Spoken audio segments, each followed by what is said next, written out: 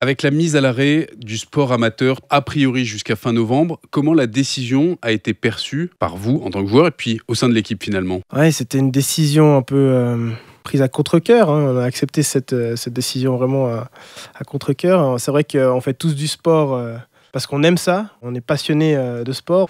Mais on comprend, c'est vraiment la santé avant tout.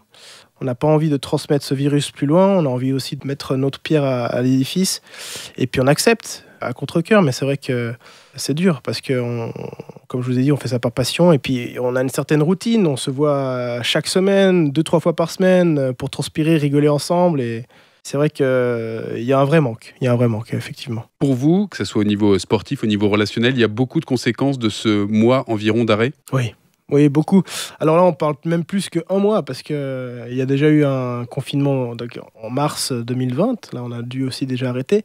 Là, ça fait 2 mois qu'on est à l'arrêt quasiment. Il y a des conséquences déjà physiques et psychologiques. Physiques parce qu'on perd le rythme et puis on a tout d'un coup aussi, normal, hein, moins de motivation de s'entraîner de son côté que s'entraîner avec ses coéquipiers.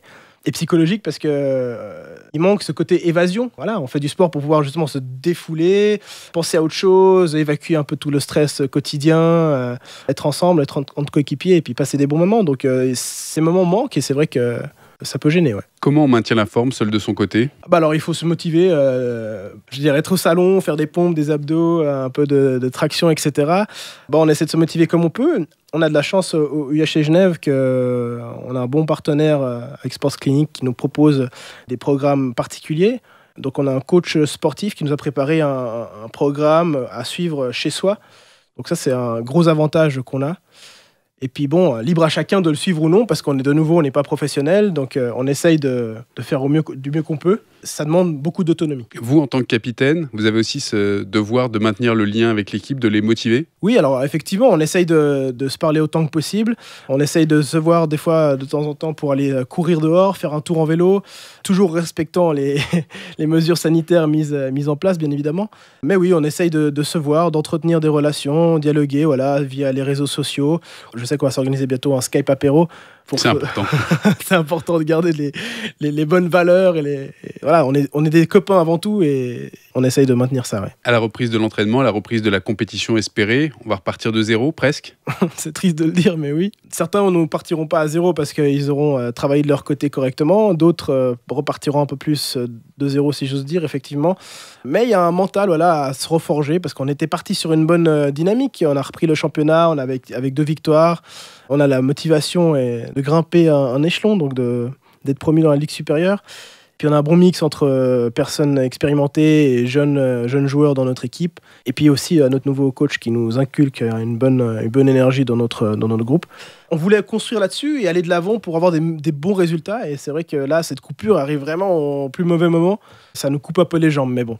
On est obligé d'accepter ça et de repartir de plus belle. Vous, par ailleurs, vous êtes également entraîneur d'une équipe junior.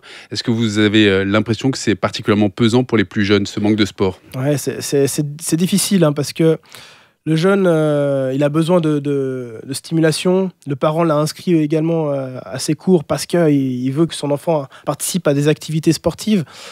Alors moi, j'ai pas envie d'être facteur de transmission à ce niveau-là, donc on pourrait organiser certaines activités à l'extérieur, des activités physiques ou autres, mais je suis plutôt du principe que là, actuellement, il faut rester très sérieux et limiter tout contact. Et effectivement, pour des jeunes qui sont en plus en pleine progression, j'ai une équipe de jeunes qui ont un potentiel incroyable.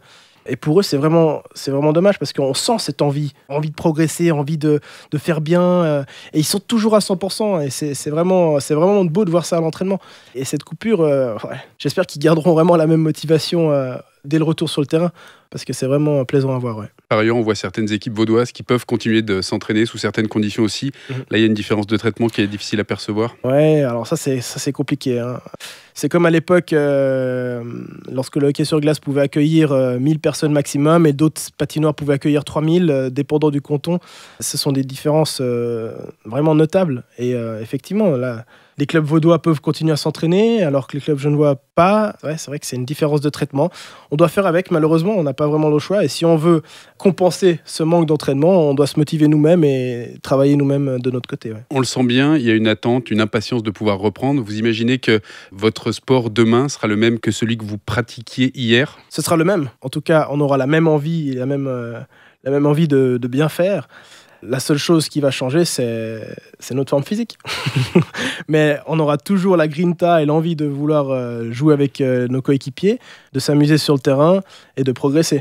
Ça, c'est clair, ça ne changera jamais parce qu'un passionné